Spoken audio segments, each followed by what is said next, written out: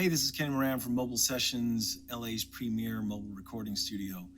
And today I am doing the Midi Basics 103, which is a little bit more advanced. This is the second video because we've already done the first thing with making a beat and doing all that kind of thing. So I'm going to jump right in and say, well, hey, once you have this beat, and it's there's a bunch of things we can do. So let's take a look at how we can do some editing of the MIDI. We've seen how we can arrange it, we can move the tracks around, we can split, demix. If you just double click on a track, it'll open the MIDI editor. And inside the MIDI editor, it shows you, this was the 808 drum, right? Maybe let's just solo that track probably. There we go.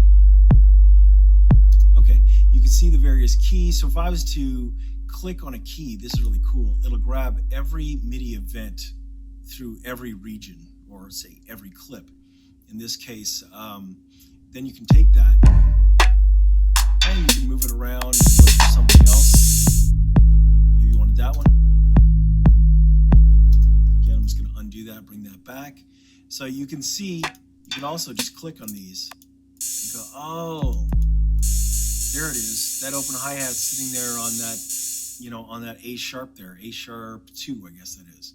I can tell because that's 2, right? C2, C3, C1, and if I keep scrolling up, you get the picture. Across the bottom, it defaults coming up with the velocity of the MIDI event, and if I click inside there, MIDI volume, MIDI mute, MIDI pan, pitch bend, mono aftertouch, so on, program changes. You can get really intricate with things like program changes, where, you know, that MIDI track can be doing one thing and all of a sudden it can change the sound on its own and move to the next thing. So that's where you would find that. And these are called the lanes here. So it always defaults to the first lane velocity, but let's just say I want velocity and MIDI volume at the same time. Well, as soon as I click that plus sign, you see this right here, then you'll see that there's the MIDI volume. So,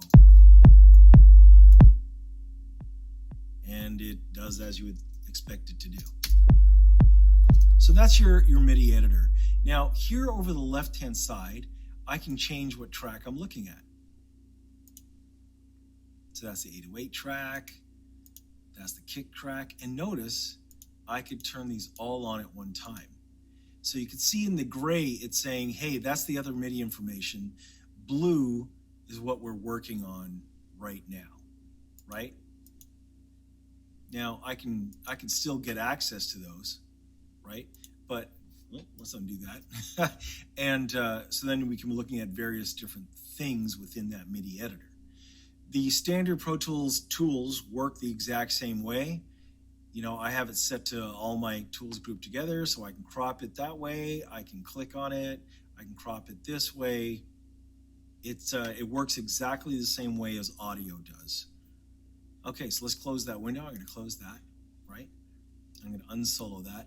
I'm going to quickly show you, you're wondering, how did I solo that track while I was sitting in the MIDI editor when it didn't look like there was a solo button to hit, okay? So in Pro Tools, anytime you're selected, not selected here, but if you have something highlighted, or if I have the cursor on that track, if I hold the shift button on your keyboard and hit S, it'll solo the track back and forth. Hit R, I can put it in record. Hit M, I can mute it. So those are your quick keys to get around. So I was sitting inside the editor, we were hearing everything, and I thought, nah, I just want to hear that 808. Shift S, there you go.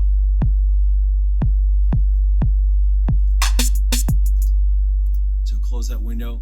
So just a couple of quick references and ideas of how you can move in and around the editor.